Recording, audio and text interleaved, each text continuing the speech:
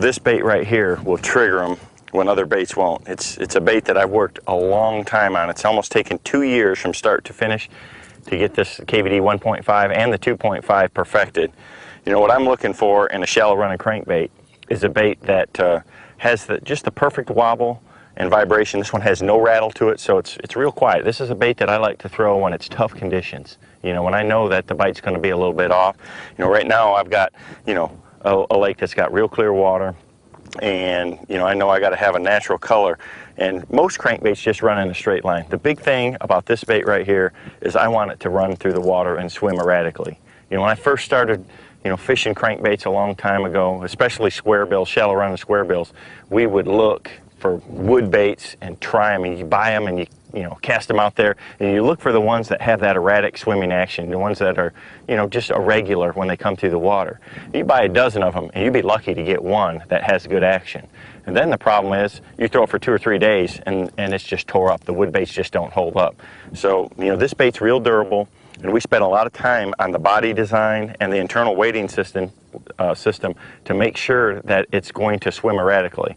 And you know, what I've found is that every one of these out of the package, when you cast it out and line it in, it's going to kick around. It's not going to run in a straight line, and that's critical. You know, anytime I'm fishing these baits, if I can run it into something, into cover, you know, just like that fish right there, I hit a limb on that tree, wham, he hit it.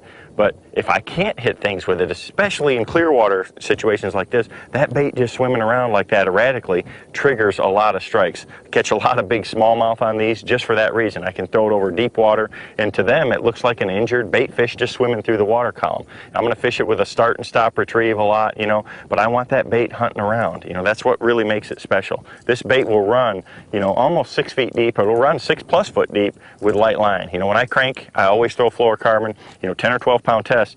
I can hang this bait up in 6 or 7 foot, and it's a shallow runner. The other thing is I can put it on 20 pound test line and make it run real shallow too. You know, I'll use my rod to control that height a lot. You know, if I throw it up there shallow, hold the 7-foot rod up high, I can keep that bait running, you know, so where it's just ticking above the grass or just hitting the bottom. Then as it comes out deeper, I can drop my rod tip down. So I can really use the rod to control a lot of the depth with these particular baits. But what makes them special is the action that we built into them.